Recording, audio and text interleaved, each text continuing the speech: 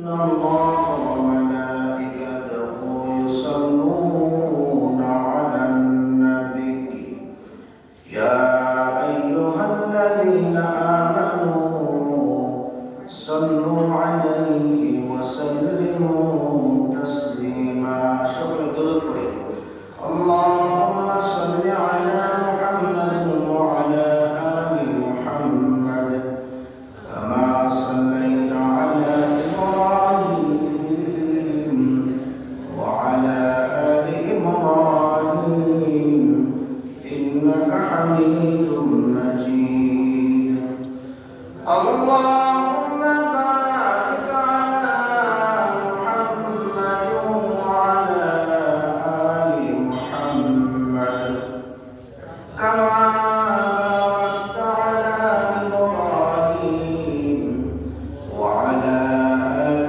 إبراهيم إنك حميد مجيد بلغ العلا بكماله كشف الدجى بجماله حسنت جميع خصاله صلوا عليه وآله لا إله إلا الله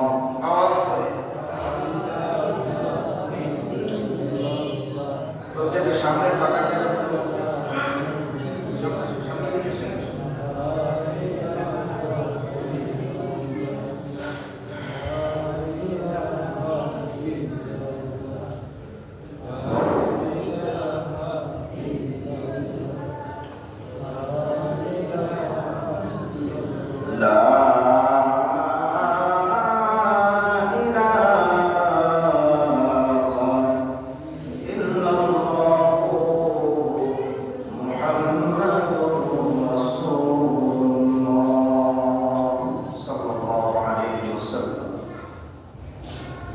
আলহামদুলিল্লাহ আল্লাহ সুবহানাহু ওয়া তাআলা দরবারে আমরা শুকর ও সুজুদ আদায় করি যে মহান রব্বুল আলামিন আপনাকে আমাকে অত্যন্ত ভালোবেসে মহব্বত করেন 10 ঘরের 10 মায়ের 10 সন্তানকে কাঁধে কাঁধ মিলে 14 শাবান এবং 14 ফেব্রুয়ারি 2025 শুক্রবার জুমার নামাজ আদায় করার উদ্দেশ্যে ফিতনা ফাসাদের যুগে ফিতনার চতুর্দিকে ছয়লাভ ডানে বামে সামনে পিছনে ঈমান হরণের জন্য চতুর্মুখী ফিতনা চলতেছে সেই মুহূর্তে আল্লাহ তাআলার ঘরে আসার বসার সংক্ষিপ্ত আকারে কিছু আলোচনা শ্রবণ করার মানসিক শারীরিক সুস্থতা দান করেছেন আল্লাহ তাআলা কবুল করেছেন মঞ্জুর করেছেন এই জন্য দিল থেকে একটা বার শুকরিয়া আদায় করি আলহামদুলিল্লাহ সম্মানিত মুহতারাম মাহফিল আল্লাহ রাব্বুল আলামিন আপনাকে আমাকে দুনিয়াতে পাঠিয়েছেন উত্তম আখলাক দিয়ে পৃথিবীর মধ্যে যত মানুষ রয়েছে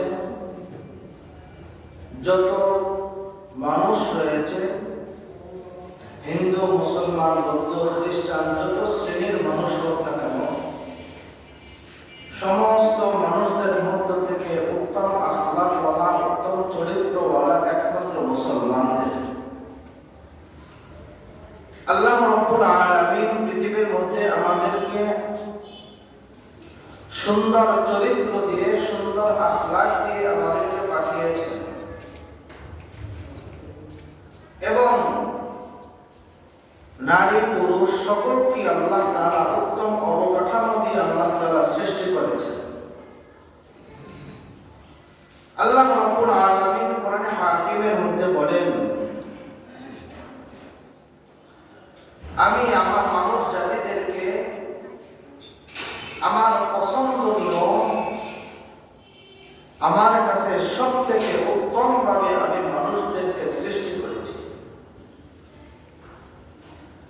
এবং মানুষদের মধ্যে আমি এমন আখলাক পেতে চাই যে আখলাকে অধিকারী ছিলেন নবী আলাইহিস সালাতু ওয়াস সালাম। আল্লাহ রাব্বুল আলামিন বলেন, যার আখলাক সুন্দর হয় আল্লাহ তাআলা তাকে ভালোবাসেন, যার স্বভাব চরিত্র ভালো হয় আল্লাহ তাআলা তাকে ভালোবাসেন। কোরআনের মধ্যে আল্লাহ রাব্বুল আলামিন বলেন, যে মানুষের লজ্জা থাকে, যে মানুষের হায়া থাকে, ওই মানুষটাকে আল্লাহ তাআলা পছন্দ করেন। সুবহানাল্লাহ, সুবহানাল্লাহ।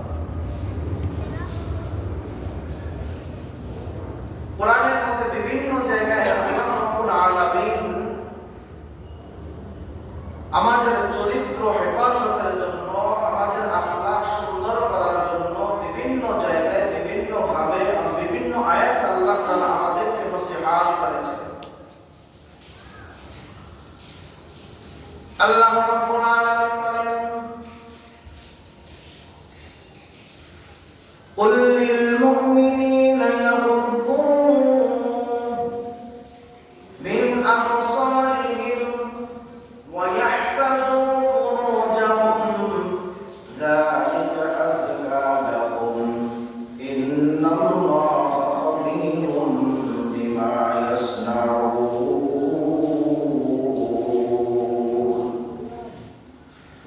ও দুনিয়ার মুসলমান ইমানদার, আল্লাহ রাব্বুল আলামিন বিশ্ব নবী সাল্লাল্লাহু আলাইহি ওয়াসাল্লামকে নির্দেশ দিয়ে বললেন, ও আল্লাহর পয়গম্বর, আপনি মুমিনদেরকে জানিয়ে দেন, আপনি মুসলমানদেরকে জানিয়ে দেন, ইয়াকুবু মিন আবসারিহিম, যাতে করে তারা তাদের নজরটাকে হেফাজত করে নেয়, যাতে করে তারা তাদের চোখের দৃষ্টিকে অবনত করে। ওয়া ইয়াহফাযু ফুরুজাহুম, আল্লাহ রাব্বুল আলামিন বলেন তাদের লজ্জাস্থানের হেফাজত করে। যালিকা আযকা লাহুম, এটাই হবে তাদের জন্য সর্বোত্তম। ও দুনিয়ার মুসলমান, আল্লাহ রাব্বুল আলামিন বলেন, ইন্নাল্লাহা খাবীরুম বিমা ইয়াসনাউন। আল্লাহ রাব্বুল আলামিন বলেন, নিশ্চয়ই আল্লাহ পৃথিবীর জমিনে মানবরা যা কিছু করে না কেন সব কিছুর খবর রাখেন কে? আওয়াজ দিয়া বলি কে? ও দুনিয়ার মুসলমান, এই আয়াতের মধ্যে আল্লাহ রাব্বুল আলামিন দুইটা জিনিসের কথা উল্লেখ করে বলেন, এক নাম্বার জিনিস হলো নজরটাকে হেফাজত করো। এক নাম্বার যে কাজ হলো নজর হেফাজত করা। দ্বিতীয় নাম্বার কাজ হলো লজ্জাস্থানের হেফাজত করা। ও দুনিয়ার মুসলমান ইমানদার, রাসূলের নবী সাল্লাল্লাহু আলাইহি ওয়াসাল্লাম বলেন, পৃথিবীর জমিনের মধ্যে যে মুমিন মুসলমান দুইটা জিনিসের জিম্মাদারি নেবে, আপনি আমি যদি দুইটা জিনিসের জিম্মাদারি নিতে পারি, আওয়াজ দেয়া বলেন কয়টা জিনিস? আরো যদি বলি কয়টা জিনিস? বেশি বলে নাই, মাত্র দুইটা জিনিসের জিম্মাদারি আপনাকে আমাকে নিতে বলছেন কে? আল্লাহ রাসূল বলেন, ও দুনিয়ার মুসলমান, বেশি কিছু বলি নাই, মাত্র দুইটা জিনিসের জিম্মাদারি যদি তুমি নাও, আমি রাসূল তোমার জান্নাতের জিম্মাদারি হয়ে যাব। সুবহানাল্লাহ। আল্লাহ নবী বলেন, দুইটা জিনিসের যদি জিম্মাদারি তুমি নাও, আমি নবী তোমার জন্য সুপারিশ করে তোমাকে জান্নাতে নিয়ে যাওয়ার জিম্মাদারি আমার, আমি নবী। এক নাম্বার হইল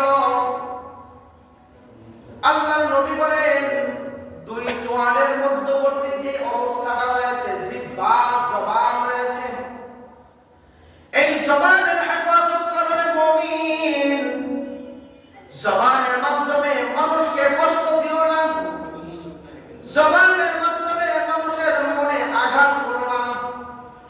ও দুনিয়ার মুসলমান, পৃথিবীর জমিনে সবথেকে বড় আঘাত হইল মানুষের জবানের দ্বারা অন্য মানুষকে আঘাত করা। দেখেন কিভাবে আঘাত করে।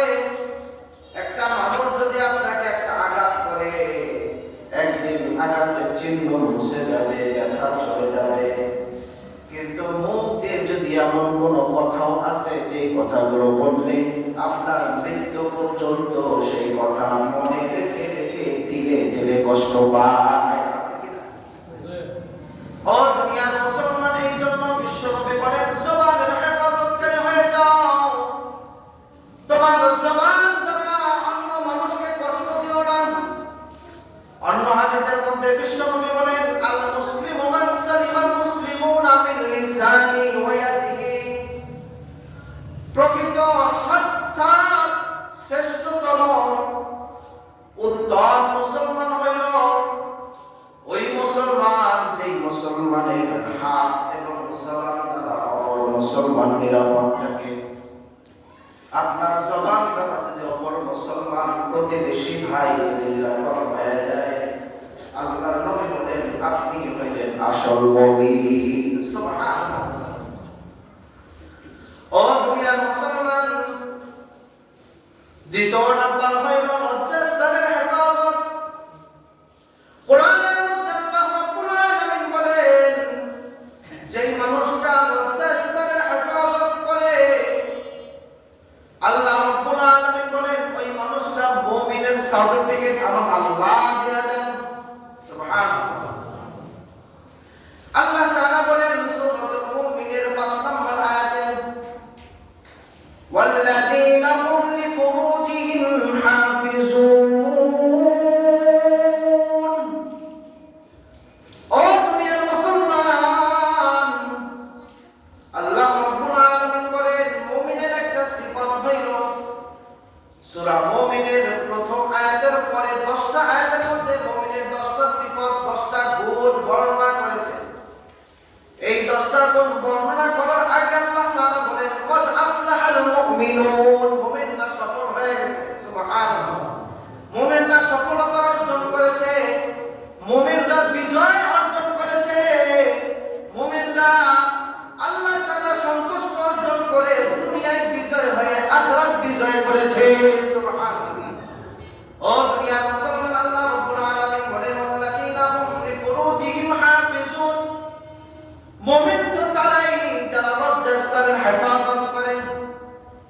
আল্লাহ রাব্বুল আলামিন অন্য আয়াতের মধ্যে বলেন ইয়ালামু খাইনাতাল আ'য়ুনি ওয়া মা তুখফিস সুদূর।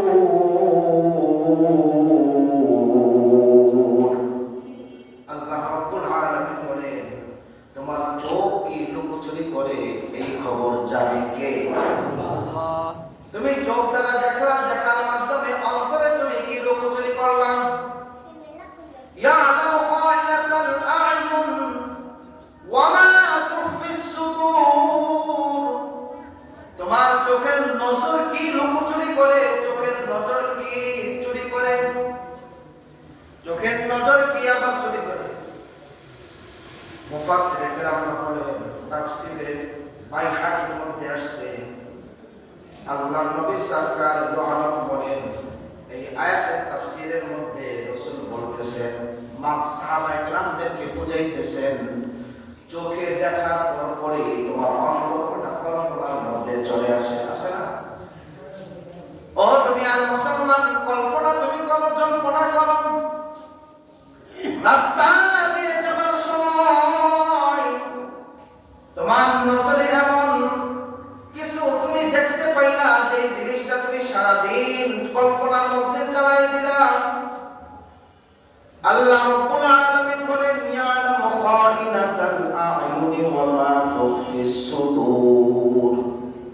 আল্লাহ রাব্বুল আলামিন বলেন চোখে দেখা মাত্রই অন্তর দ্বারা যেটা কল্পনা করো, অন্তর দ্বারা যেটা জল্পনা করো, অন্তর দ্বারা যেটা গবেষণা করো, একা একা কেউ জানে না। কাদের ফেরেশতাও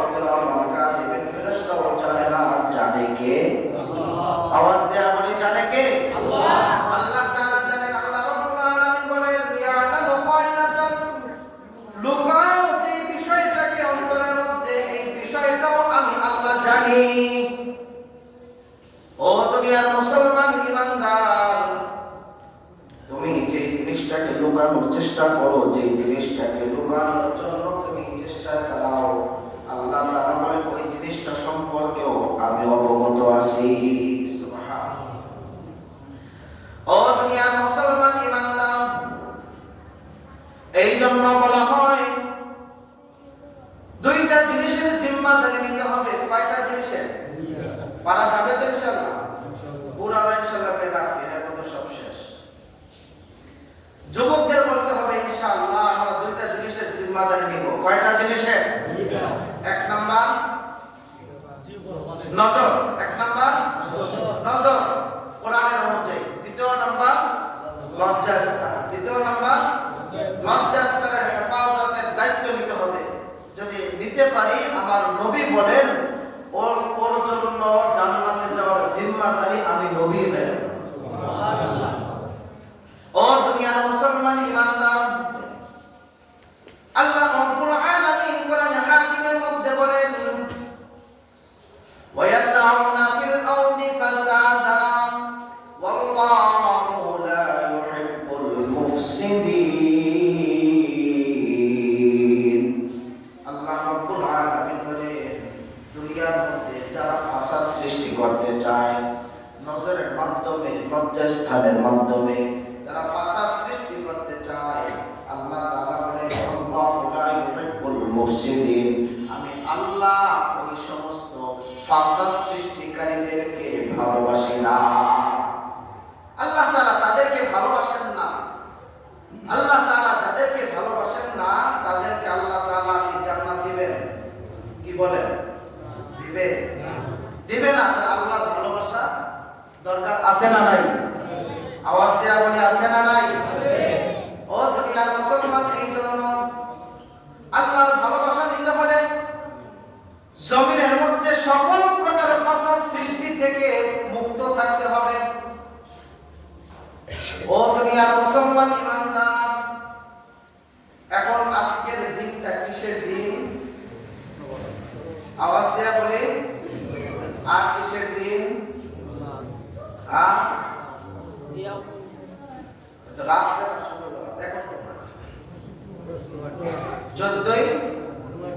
চোদ্দই ফেব্রুয়ারি। 14 ফেব্রুয়ারি যেন কি হয়? বেহায়াতি দিবস। মাশাআল্লাহ, বেড়ে ফেলেছে। 14 ফেব্রুয়ারি সারা বাংলাদেশ ব্যাপী আজকে একটা অপপ্রচারের বেহায়া একটা দিবস চলে। প্রতি বছর যখন এই সময়টা চলে আসে, নারী পুরুষের অবাধ মেলামেশার মাধ্যমে, নারী পুরুষের জেনা ব্যভিচারের মাধ্যমে পুরা শহর, পুরা এলাকা একেবারে গুনার সয়লাব হয়ে আল্লাহ তাআলার গজব ত্বরান্বিত হতে থাকে। কথা বলো ঠিক কিনা? ও দুনিয়ার মুসলমান ইমানদার, আমরা আমাদের নজরটাকে কিভাবে হেফাজত করব? ছোট্ট একটা ঘটনা আমরা শুনে নেই। আল্লাহ তাআলার পয়গম্বরের মধ্যে একজন সুন্দর চেহারাওয়ালা পয়গম্বর ছিলেন, যেই পয়গম্বরের নাম হলো হযরত ইউসুফ আলাইহিস সালাতু ওয়াস সালাম। নাম শুনছেন? ইউসুফ আলাইহিস সালাতু ওয়াস সালাম নাম শুনছেন? তিনি কি নবী ছিলেন না সাধারণ মানুষ ছিলেন? নবী ছিলেন। ইউসুফ আলাইহিস সালাতু ওয়াস সালামের জামানায় ইউসুফ আলাইহিস সালাতু ওয়াস সালামকে 11 ভাই মিলে যখন কূপের মধ্যে ফেলে দিলেন, বণিক ব্যবসায়ী দল ওখান থেকে যখন তাকে উত্তোলন করলেন, মিশরের বড় বাজারের মধ্যে ইউসুফ আলাইহিস সালাতু ওয়াস সালামকে বিক্রয় হয়ে করতেছে। তার বদলে স্বর্ণের দাম দিয়ে আজিজে মিসর ইউসুফ আলাইহিস সালাতু ওয়াস সালাম যুবক বয়সে কিনে নিলেন। ইউসুফ আলাইহিস সালাতু ওয়াস সালামকে কিনে নিয়ে রাজ দরবারের মধ্যে নিয়ে গেলেন। রাজ দরবারে থাকতে লাগলেন। আল্লাহর নবীর এই ঘটনা দ্বারা আমাদেরকে শিক্ষা নিতে হবে।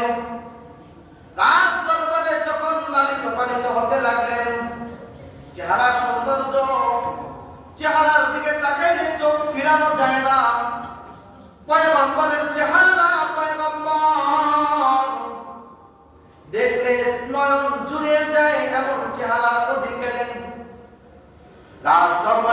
লাগলেন। থাকতে থাকতে 1 বছর 1.5 বছরের মাথায় আজিজে মিশরের স্ত্রী, নাম কি? জুলাইখা। আর নাম তো অনেকে জানি না।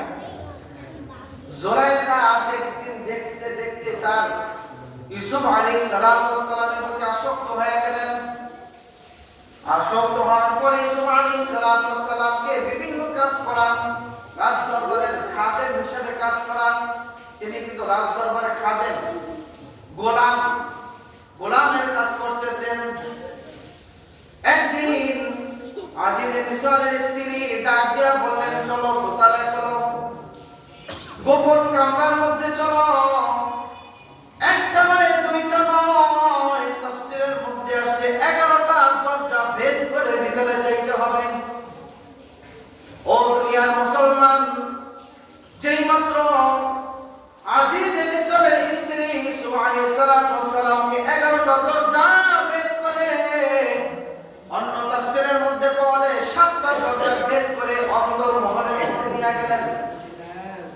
নিয়ে যাওয়ার পরে তাকে অপকর্মের জন্য ইউসুফ আলাইহিস সালামকে ফুসলাইতেছেন।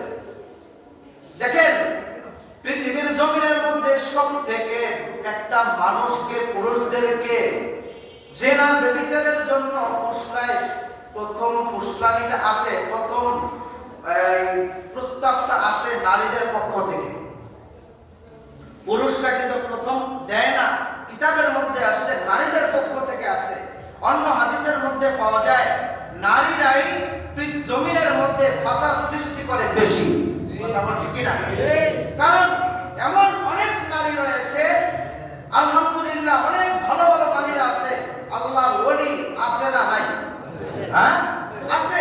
তাদের মধ্যে কিছু কিছু এমন নারী আছে যাদের চলন বলন অবস্থা দেখে অন্য পুরুষের চোখ ফিরাইতে পারে না। হ্যাঁ, আল্লাহ রাসূল সাল্লাল্লাহু আলাইহি ওয়াসাল্লাম বলেন, এই নারীরা যখন রাস্তা দিয়ে হেঁটে যায়, চুল যদি খোলামেলা থাকে, শয়তান কালো কুচ্ছিত নারীর চেহারাটাও পুরুষের কাছে সবথেকে সৌন্দর্য বানায় দেয়।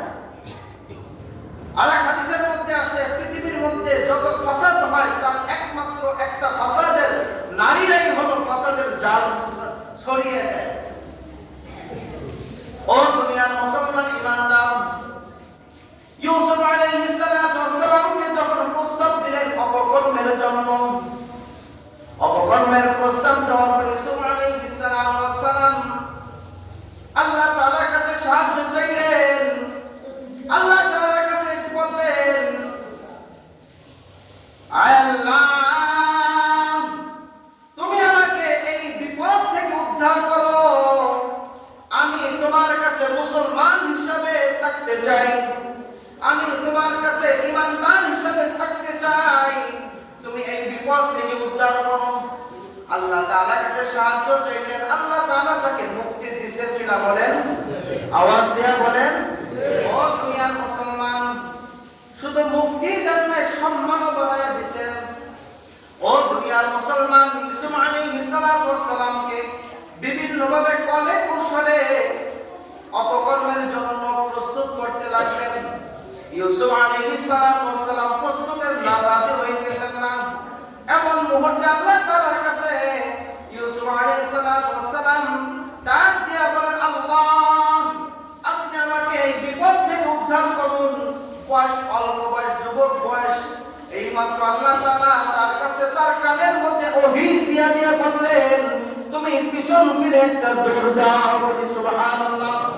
এই মাত্র দৌড় দিলেন, একটা নয়, দুইটা নয়, দুইটা বর্ণনায় পাওয়া যায়। এক বর্ণনায় 7টা দরজার তালা ছিল, এক একটা তালার ওজন ছিল 1 মণ করে।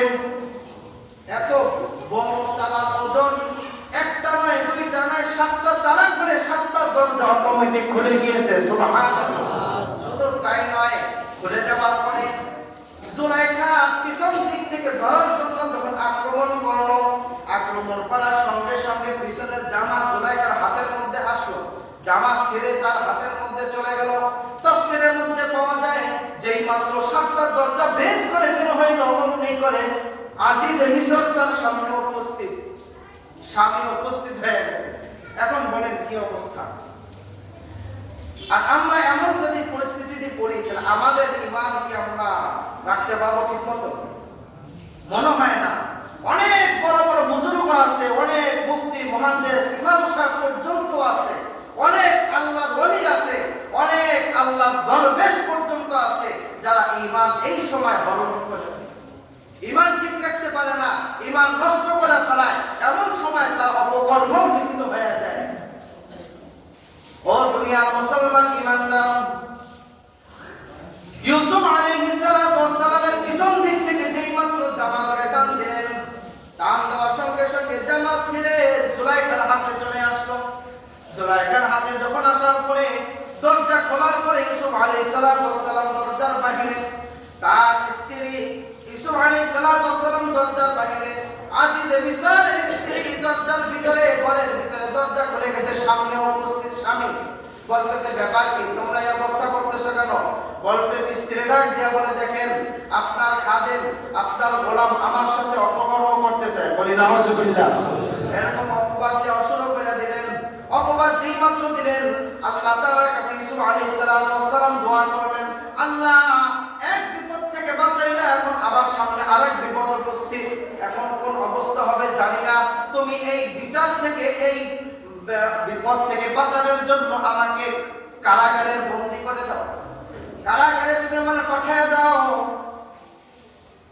জুলাইখা ডাক দিয়া বলল, আপনার খাদেম যেহেতু আমার সাথে অপকর্ম করতে চেয়েছে, এই জন্য তার শাস্তি হলো কারাগারে বন্দী করে রাখেন 7 বছর, কারাগারে আটকায়া রাখেন। ও দুনিয়ার মুসলমান, যেই মাত্র বিচার ওখানে বসলো, বিচার কার্যালয় যেই মাত্র বসলো, বসার মধ্যে অনেক নারীরা চলে আসলো ওখানে। নারীরা একে অপরে ফুসলায় বলতেছে, তাফসীরের মধ্যে আসছে, বলতেছে যে এই একটা পুরুষকে দেখে কিভাবে জুলাইখা আবার আসক্ত হয়ে যায়, কিভাবে আবার জুলাইখা আবার তার সাথে অপকর্মের জন্য লিপ্ত হয়ে যায়। এই কথা যখন জুলাইখার কানে গেল, জুলাইখা তাদেরকে ডাক দিয়ে বলতেছে, এই তোমরা আমার কাছে আসো। ডাক দিয়ে জুলাইখার কাছে নিয়ে গেলেন। নেওয়ার পরে জুলাইখা ডাক দিয়ে বলতেছে, তুমি আমার কাছে বসে তুমি এই যুবকের চেহারার দিকে তাকিয়ে দেখো, এবং তাদের একটা আসন দেওয়া হইল, প্রত্যেককে চেয়ার দেওয়া হলো, উন্নত মানের চেয়ার দেওয়া হলো, এবং তাদের হাতে ফল দেওয়া হইল যে তোমরা ফলগুলো কাটো। আমরা সকলেই জানি সেই ফল কাটতে পারছেন? আওয়াজ দেয়া বলেন, কাটতে পারেন নাই। তারা সমস্ত নারীরা ইউসুফ আলাইহিস সালামের চেহারা সৌন্দর্যের দিকে তাকিয়ে থাকা অবস্থায় তারা অবাক হয়ে গেলেন। অবাক দৃষ্টিতে তাকিয়ে থাকার কারণে তারা যে ফল কাটে না, হাত কাটে না, কি কাটে তাদের কোনো ধ্যান খেয়াল নাই। তারা অবাক অবস্থায় তারা হাত কেটে ফেলেছে। বলি সুবহানাল্লাহ। যেই মাত্র এই কথা বললেন, আর এই ঘটনা ঘটে গেল। নারীরা ইউসুফ আলাইহিস সালামের চেহারার দিকে তাকিয়ে হাত কেটে ফেলল। এখন আমাদের মনে অনেকের ধারণা হয়ে গেছে ইউসুফ আলাইহিস সালাম এত সুন্দর, নারীরা পর্যন্ত তার চেহারার দিকে তাকিয়ে হাত কেটে ফেলছে। ও মিয়া, ইউসুফ আলাইহিস সালামের চেহারার দিকে তাকিয়ে যদি হাত কাটছে, সেটা এখানে সাধারণ তেমন কিছু না, কিন্তু সবথেকে বড় হলো আমার নবীর চেহারার দিকে তাকিয়ে এক একটা মানুষের জীবন দিয়ে দিছে। কথা বলো ঠিক কিনা? আমার নবী ইউসুফ আলাইহিস সালামের সৌন্দর্যের দিক দিয়ে, আখলাকের দিক দিয়ে তার থেকে কেউ কম না। সমস্ত নবীরা, নবী রাসূলরা একই, কিন্তু মর্যাদার দিক দিয়ে আমার নবী সব থেকে উত্তম। কথা বলো ঠিক কিনা? ও দুনিয়ার মুসলমান, আল্লাহ তাআলার কাছে ইউসুফ আলাইহিস সালাম নিষ্পাপ হয়ে গেলেন। ওখানে প্রমাণিত হইল। কিভাবে প্রমাণিত হইল? এত ঘটনা বলবো না, অন্য সময় বলবো। এক পর্যায়ে এক বালককে নিয়ে আসা হইল। বালককে বলল, কে ঘটনা ঘটাইল বলো তো দেখি। বালক বলল, ডাক দিয়া বলল, ওই নাবালক শিশু ডাক দিয়া বলতেছে, যদি জামা যদি ছিঁড়ে থাকে সামনের দিকে তাহলে দোষ হলো ইউসুফের, আর যদি জামা যদি পিছন দিক থেকে ছিঁড়ে তাহলে দোষ হলো জুলাইখা। এই অবস্থায় যখন বিচার কার্য হয়ে গেল, বাদশা আজিজে মিসর সমাধান দিয়ে দিল যে ইউসুফ আলাইহিস সালাম নিষ্পাপ, দোষী হলো জুলাইখা। জুলাইখা আল্লাহ তাআলার কাছে মাপ চাইলেন। অনেকে আবার জুলাইখার প্রতি একটা বদ নজর, বদ চিন্তা ধারণা চলে আসতেছে, হায় হায় কেমন না, আল্লাহ তাআলা তাকে হেফাজত করেছেন, এই অপকর্ম থেকে উভয়কে হেফাজত করেছেন। হেফাজত করে জুলাইখা আল্লাহ তাআলার কাছে ক্ষমা চেয়েছেন, মাপ চেয়েছেন, আল্লাহ তাকে মাফ করে দিয়েছে। বলি সুবহানাল্লাহ। ও দুনিয়ার মুসলমান, আমাদের অবস্থা কেমন? রাস্তা দিয়ে হেঁটে যাই, আমাদের নজর ঠিক রাখতে পারি না, আমাদের শরীর ঠিক রাখতে পারি না, আমাদের জবান ঠিক রাখতে পারি না, আমরা আমাদের নারীদেরকে ঠিক রাখতে পারি না, আমরা আমাদের মেয়েদেরকে ঠিক রাখতে পারি না। যেই মাত্র 14 ফেব্রুয়ারি চলে আসে রে মুমিন, মুসলমানদের ঈমান নষ্ট করার জন্য ইহুদি খ্রিস্টানদের চক্র আমাদের বাংলাদেশে ঘুরতে থাকে। আর বললে এই দিবস পালন করা দরকার, সারা বিশ্বব্যাপী পালন করে, বাংলার জমিনের মানুষ কেন পালন করবে না? ও দুনিয়ার মুসলমান, এটা মুসলমানদের পালন করার জিনিস নয়, ইহুদি খ্রিস্টানদের এই কালচার পালন করা মুসলমানদের জন্য হারাম হারাম হারাম। কথা বলো ঠিক কিনা? অনেক মানুষ রয়েছে, অনেক মা বোনরা রয়েছে, অনেক যুবক রয়েছে, 14 ফেব্রুয়ারি আসার আগ পর্যন্ত রাস্তার মোড়ে মোড়ে ফুল বিক্রি হয়। এত ভালোবাসা তাদের মধ্যে জন্ম নেয়, এত ভালোবাসা তাদের মধ্যে উদয় করে, এত ভালোবাসা তাদের মধ্যে বিরাজমান করে, যার কারণে রাস্তার ফুলগুলো একটাও থাকে না, 5 টাকার ফুলগুলো 50 টাকা পর্যন্ত বিক্রি হয়। 50 টাকা বিক্রি করে তার মাকে দেয় না, বাবাকে দেয় না, বাবাকে ভালোবাসে না, মাকে ভালোবাসে না, ভালোবাসে অন্য একটা নারীকে, যেই নারীর নাক দিয়ে গন্ধ আসে, যেই নারীর কান দিয়ে গন্ধ আসে, যেই নারীর পেটে গ্যাঞ্জাম লাগলে, পেটে বদহজম হইলে দুর্গন্ধ আসে, পেটের মধ্যে ময়লা নিয়ে চলে, ওই নারীর পিছনে ঘুরতে থাকে, ঘুরে ঘুরে ঈমান নষ্ট করে, ঘুরে ঘুরে তাদের আখলাক নষ্ট করে, ঘুরে ঘুরে তাদের চরিত্র নষ্ট করে, তাদের স্বাস্থ্য নষ্ট করে। কথা বলো ঠিক কিনা? আছে না নাই? কম না বেশি? রাগ করতেছেন? হ্যাঁ, এমন যুবক অনেক আছে আমার বাংলাদেশে, বহুত এমন যুবক আছে 14 ফেব্রুয়ারি আসলে ভালোবাসা তাদের এত উৎসাহ করে, এত ভালোবাসা, তাদের ভালোবাসার অবস্থা তারা টিকতে না পেরে এক পর্যায়ে চলে যায়, তারা রমনা পার্কের মধ্যে চলে যায়, বিভিন্ন আলাদা আড্ডারে চলে যায়, তাদের ভালোবাসা এমন ভাবে ঢালতে থাকে, এক পর্যায়ে তাদের চরিত্র যায়, স্বাস্থ্য যায়, টাকাও যায়, সব চলে যায়। তাদের অবস্থা এমন অবস্থা দাঁড়ায়, যখন ধরা খায় তখন বলে দেয় এখন 14 ফেব্রুয়ারি আমরা পালন করতেছি। এই 14 ফেব্রুয়ারি আবিষ্কার হলো কোথা থেকে? রোমান বাদশা ক্লোডিয়াস আর এক জৈন ব্যক্তি ছিলেন সেন্ট ভ্যালেন্টাইন। রোমান বাদশা তিনি 270 সালে 14 ফেব্রুয়ারিতে ঘোষণা দিলেন যে ওই দেশের কোন যারা সেনাবাহিনী রয়েছে তাদের মধ্যে বিবাহ বন্ধন করা নিষেধ করে দেওয়া হয়েছিল। যখন এটা নিষেধ করা হইল, তখন রোমান বাদশাহ যখন এটাকে নিষেধ করলো, নিষেধ করার পরে এক শ্রেণীর মানুষ ওটা মানতে পারতেছে না। তো ওখানকার একজন নারী ছিল, যেই নারীর নাম হলো সেন্ট ভ্যালেন্টাইন। এই নারী এক পর্যায়ে এক সেনাবাহিনীকে বিবাহ করলো। সেনাবাহিনীকে বিবাহ করার পর তাকে বিবাহ করার অপরাধে এই নারীকে, ভ্যালেন্টাইনকে জেলখানায় বন্দী করা হলো। বন্দী করার পরে পরের বছর 14 ফেব্রুয়ারি যেই মাত্র আসলো, ওই দিন ওই নারীকে হত্যা করা হয়েছে। এই হত্যা করার পর থেকে নিয়ে ওই অবস্থাকে 14 ফেব্রুয়ারিকে মনে করে প্রতি বছর সারা বিশ্বব্যাপী এখানে আপনার যে পালন করা হয় 14 ফেব্রুয়ারি। আর এই 14 ফেব্রুয়ারি পালন করতে গিয়ে আজকের সমাজ এতভাবে নষ্ট হয়ে গেছে, এতভাবে দূষিত হয়েছে, যার কারণে একজনের মেয়ে আর একজনের ছেলের সাথে অবাধে মেলামেশার মাধ্যমে সমাজ এমনকি জেনা ব্যভিচারের সয়লাভ হয়ে যায়, জেনা ব্যভিচারের মাধ্যমে সমাজ নষ্ট হয়ে যায়, জাতি নষ্ট হয়ে যায়, ব্যক্তি নষ্ট হয়ে যায়। কথা বলছি কিনা? এই জন্য এর জন্য দায়ী কারা? দায়ী কারা বলেন তো? অভিভাবক। কারা দায়ী? ওমিয়া। এই জন্য অভিভাবককে দায়ী করা হবে, কারণ আল্লাহ রাব্বুল আলামিন বলেন, ইয়া আইয়ুহাল্লাযীনা আমানু কু আনফুসাকুম ওয়া আহলিকুম নারা।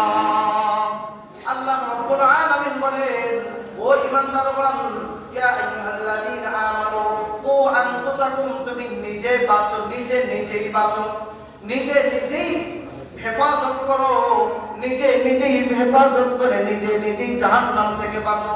ওয়া আনফুসাকুম আহলিকুম নারা, এবং তোমার আহাল যারা রয়েছে, 14 ফেব্রুয়ারি আসলে তোমার আহাল যারা আছে, তোমার বোন যারা আছে, তোমার কন্যা যারা রয়েছে, তাদেরকে বাঁচাও, তাদেরকে ঘরে হেফাজত করো, যাতে করে অন্য পুরুষের সাথে পার্কে না যাইতে পারে, যাতে করে অন্য পুরুষের সাথে অবাধ মেলামেশার মধ্যে লিপ্ত না হয়, যাতে করে অন্য পুরুষের সঙ্গে অবাধ মেলামেশার মাধ্যমে তোমার সম্মান, তোমার ইজ্জত সমাজের মধ্যে নষ্ট না হয়ে যায়। আল্লাহ রাব্বুল আলামিন বলেন, ওয়া আনফুসাকুম নারা, নিজেও জাহান্নাম থেকে বাঁচো, ওয়া আহলিকুম নারা, এবং তোমার আহালকেও জাহান্নাম থেকে বাঁচাও, তোমার পরিবার বাঁচাও, তোমার স্ত্রীকে বাঁচাও। যদি সমাজের মধ্যে যদি এমন অবস্থা হয়ে যায়, এখন অনেক স্কুলের মধ্যে গত বছর দেখা গেছে, স্কুলে বা কলেজের মধ্যে বোরকা পরে যাইতে মানুষ নিষেধ করছে। শুনছেন না? বোরকা পরে গেলে বোরকার হিজাব টাইনা খুলে ফেলা হয়, কিন্তু এটা ইসলামের সাথে বোরকার সম্পর্ক, ইসলামের সাথে বোরকার সম্পর্ক আছে না নাই? আওয়াজ দেওয়া বলেন। বোরকার মাধ্যমে ইসলাম একটা নারীকে হেফাজত দেয়, বোরকার মাধ্যমে ইসলাম একটা নারীদের সতীত্ব রক্ষা করে, বোরকার মাধ্যমে একটা মুমিন নারীর ঈমান আমল ইসলামকে হেফাজত করে। কথা বলা ঠিক না? কারণ এখন বোরকার বিরুদ্ধে কথা বললে, বোরকার বিরুদ্ধে আলোচনা করতে গেলে অনেক মানুষ দাঁড়ায় যায়, বলে বোরকা পরা এখন সময় হয় নাই, বোরকা পরার একটা বয়স তারা রাখে, ওই বয়সটা কখন নেয়?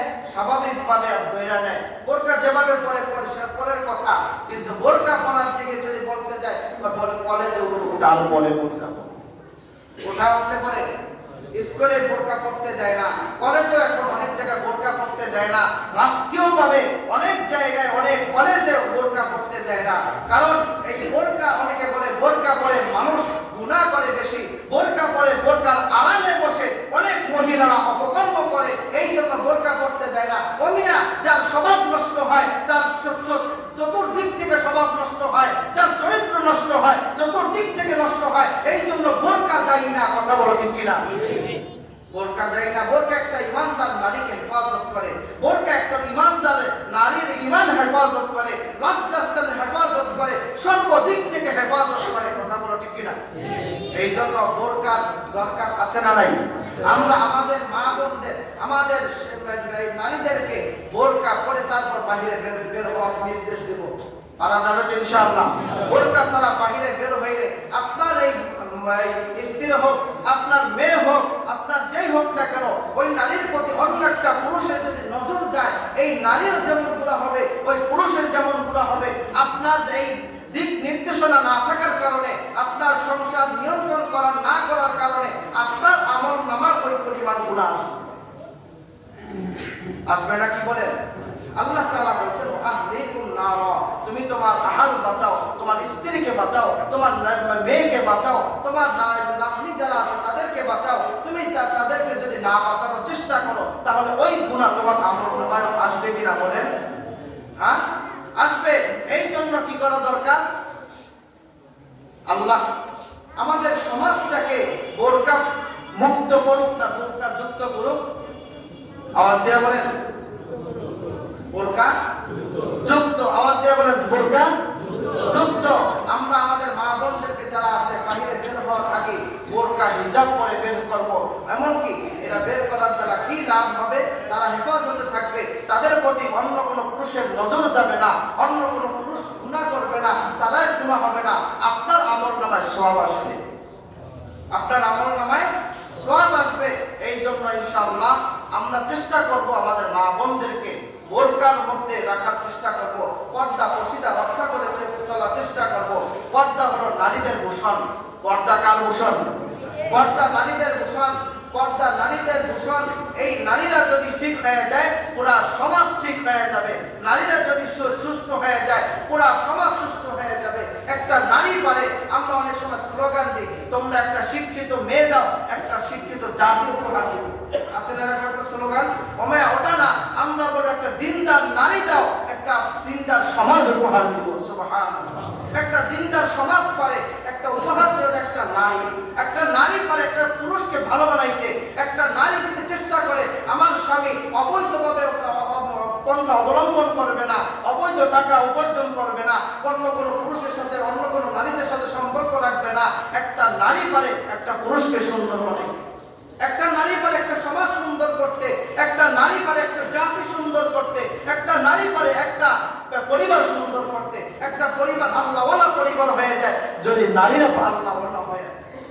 আমরা দোয়া করি আল্লাহ তাআলা আমাদের মা বোনদেরকে সঠিকভাবে ইসলাম, ঈমান, আমল এবং আমাদের ঈমান, আমল, ইসলাম হেফাজত করে আমাদের লজ্জাস্থান নজর হেফাজত করে চলার মতো তৌফিক দান করুক।